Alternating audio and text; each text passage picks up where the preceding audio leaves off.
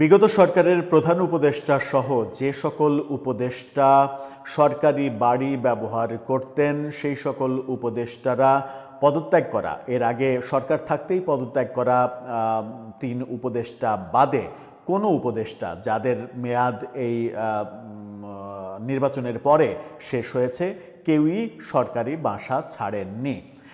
যেন মনে হচ্ছে এগুলো তাদের পৈতৃক সম্পত্তি।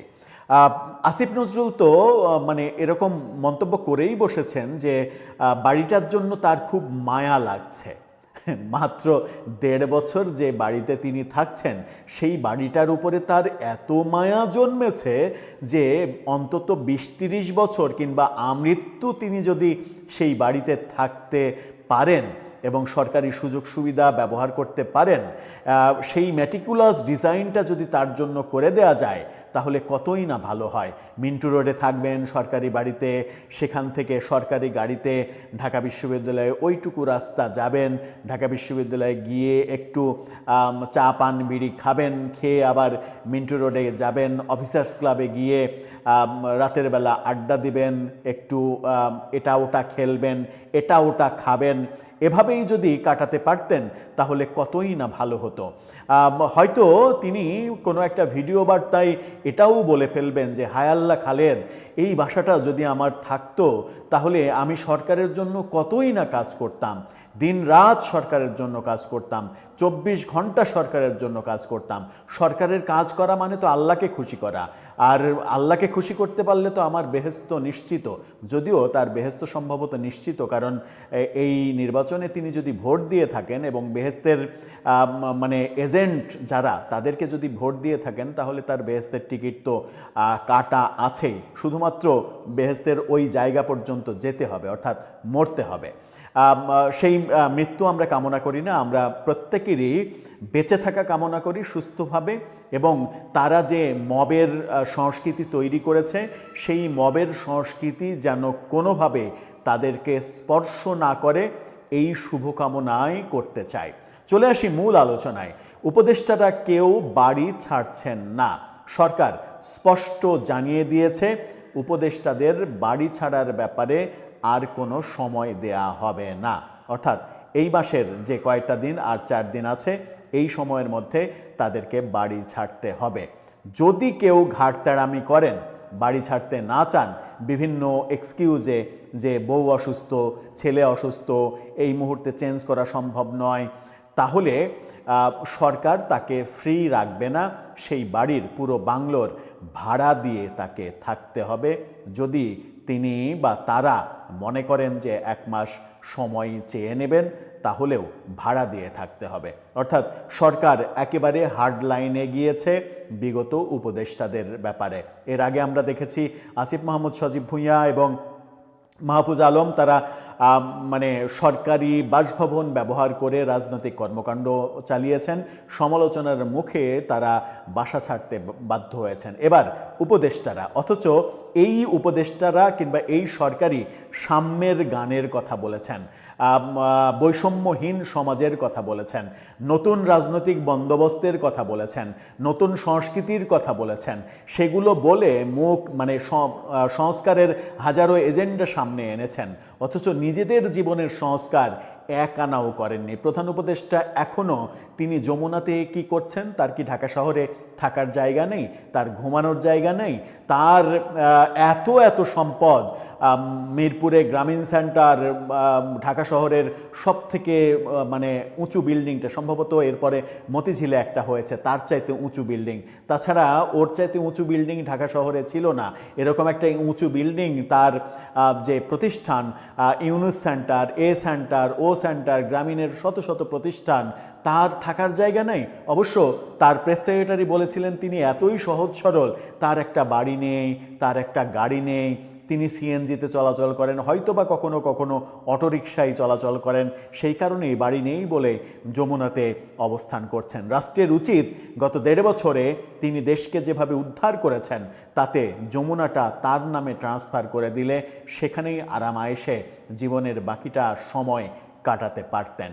চলুন সরকার কি সিদ্ধান্ত নিয়েছে, কি বক্তব্য পাওয়া যাচ্ছে সরকারের পক্ষ থেকে, বাড়ি ছাড়ার ব্যাপারে কি কি ইনফরমেশন পাওয়া যাচ্ছে সেগুলো একটু বুঝে দেখি, আলোচনা করার চেষ্টা করি এই ভিডিওতে।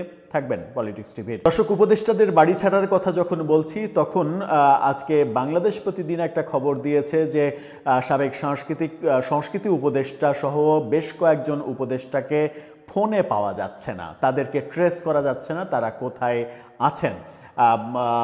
মোস্তফা সরোয়ার ফারুকী, আদিলুর রহমান, এরকম বেশ কয়েকজনকে ট্রেস করা যাচ্ছে না।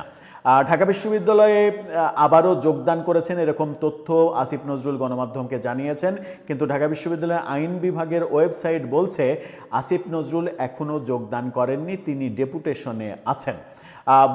অন্তত 3 থেকে 4 জন মানে প্রধান উপদেষ্টার বিশেষ সহকারী উপদেষ্টা তারা দেশের বাইরে চলে গেছেন। তার মধ্যে দেশের সবথেকে বড় সাংবিধানিক সর্বনাশটা যিনি করেছেন প্রফেসর আলী রিয়াজ, তিনি দেশান্তরী হয়েছেন, তিনি আর দেশে নেই। চলে গেছেন ফয়েজ আহমেদ তৈয়ব, চলে গেছেন লুৎফে সিদ্দিকী, চলে গেছেন আনিসুজ্জামান, এই ব্যক্তিগুলো চলে গেছেন এবং আরও বেশ কয়েকজন দেশের বাইরে যাওয়ার প্রস্তুতি গ্রহণ সম্পন্ন করেছেন। কয়েকজন উপদেষ্টা সরকারি বাড়ি ব্যবহার করেননি, যেমন মোস্তফা সরোয়ার ফারুকী সরকারি বাড়ি ব্যবহার করেননি, বাণিজ্য উপদেষ্টা করেননি, এরকম ফাউজুল কবির খান তিনি সম্ভবত সরকারি বাড়ি ব্যবহার করেননি। যারা ব্যবহার করছেন তারা এখনও ছাড়েননি, লাইক আসিফ নজরুল আইনের উপদেষ্টা তিনি বাড়ি ছাড়েননি। তিনি কিন্তু আইন ভালো জানেন এবং তার আইন জানার জন্যই তিনি জানেন আইনের ফাঁকফোকর কোথায় আছে। আইনের ফাঁকফোকর বুঝেই তিনি এই সিদ্ধান্তটা নিয়েছেন। ওই যে আইনের ফাঁকফোকর, যে সরকারি কর্মচারীদের ব্যাপারে যে নিয়ম আছে সেই নিয়ম উপদেষ্টাদের ব্যাপারেও তিনি ঘুরিয়ে ফিরে ইউজ করবেন, যে সরকারি কর্মচারীরা তাদের বাচ্চার লেখাপড়া, বউয়ের কোনো সমস্যা, এইসব কারণে 2 থেকে 4 মাস পর্যন্ত এক্সটেনশন করতে পারে বাড়ি ছাড়ার ব্যাপারে। সেই সুযোগটা তিনি হয়তো নিতে চান, কিন্তু তার এটুকু সেন্স থাকার কথা যে তার সরকারের মেয়াদ যখন 17 তারিখে শেষ হয়েছে, 12 তারিখে নির্বাচন হয়েছে, 17 তারিখে বিকেলেই নতুন আরেকটা সরকার মন্ত্রিসভা শপথ নিয়েছে এবং তারা অ্যাক্টিভ হয়েছে, সেই মন্ত্রীরা নতুন বাড়িতে উঠবে। সুতরাং তার পরের দিনই এই উপদেষ্টাদের বাড়ি ছাড়ার নৈতিক একটা দায়িত্ব ছিল, কিন্তু তারা ছাড়তে চাচ্ছেন না। সমকালের শিরোনামটা দেখে নিন। সরকার বলছে সাবেক উপদেষ্টাদের সময় দিতে চায় না সরকারের একেবারে পরিষ্কার অবস্থান, সময় দেয়া যাবে না। সেখানে বলা হচ্ছে যে বিগত অন্তর্বর্তী সরকারের উপদেষ্টাদের সরকারি বাসভবনে বেশি দিন রাখতে চাইছে না গৃহায়ন ও গণপূর্ত মন্ত্রণালয়। চলতি মাসেই তাদের বাড়ি ছেড়ে দেওয়ার ইঙ্গিত দিয়ে দেয়া হয়েছে। এরপরও যদি কারো বিশেষ অসুবিধা হয়, কেউ যদি 1 মাস থাকতে চায়, তাহলে তাকে সরকারি ভাড়া পরিশোধ করতে হবে। এদিকে প্রফেসর ইউনূস প্রধান উপদেষ্টা তিনি 28 তারিখে যমুনা ছাড়ছেন, এরকম খবর গণমাধ্যম নিশ্চিত করেছে। সমকালও বলছে 28 তারিখে তার বাড়ি ছাড়ার কথা। আবাসন পরিদপ্তরের পরিচালক আসাদুজ্জামান সমকালকে বলেছেন, সরকারি কর্মকর্তাদের আবাসনের যে নীতিমালা রয়েছে উপদেষ্টাদের ক্ষেত্রে সেরকম কোনো নীতিমালা নেই। অর্থাৎ এই নীতিমালা উপদেষ্টার ক্ষেত্রে প্রযোজ্য হবে না। যেটা বললাম যে 2 মাস 4 মাস বাড়িয়ে নিতে পারেন, সেটা এখানে প্রযোজ্য হবে না। এই কারণেই নতুন যে মন্ত্রীরা বাড়িতে উঠবেন, নতুন মন্ত্রী প্রতিমন্ত্রী ইতিমধ্যেই বেশ কয়েকজন, অন্তত 21 জন মন্ত্রী প্রতিমন্ত্রী নতুন বাড়িতে ওঠার জন্য রিকুইজেশন দিয়েছেন, আবেদন করেছেন। এই তথ্য আমরা গতকালকেই নিশ্চিত হয়েছে, আজকে হয়তো সেই সংখ্যা আরও বেড়েছে। 2-4 জন বাদে প্রায় সবাই সরকারি বাড়ি চাইবেন, সরকারি বাড়িতে উঠতে চাইবেন, এটাই স্বাভাবিক। সেই ক্ষেত্রে তাদের ওঠা আরও অনেক বেশি ডিলে হয়ে যাবে যদি এই উপদেষ্টারা বাড়ি ছাড়তে না চান। এই উপদেষ্টারা বাড়ি ছাড়তে চাইবেন না কেন? এরা তো রাজনৈতিক কোনো ব্যক্তি না, এরা তো রাজনীতিবিদের মতো চরিত্রহীন না, তাদের ভাষায়, আমার ভাষায় না। তারা রাজনীতিবিদদের যেভাবে দেখতেন, যেমন রিজওয়ানা হাসান বলেছিলেন যে 54 বছর রাজনীতিবিদরা যদি কিছু করতে পারত দেশের জন্য তাহলে তো আর আমাদের আসতে হতো না। তার মানে রাজনীতিবিদদের চরমভাবে অপমান করাই এই বিগত সরকারের কাজ ছিল।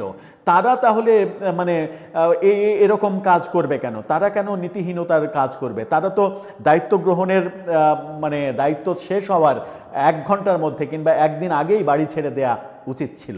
সেটা হচ্ছে না কেন? সরকারের এই কঠোর অবস্থানের কারণে আমার মনে হয় তারা এবার বাধ্য হবে। দর্শক, আপনার মতামত জানিয়ে লিখতে পারেন আমাদের কমেন্ট।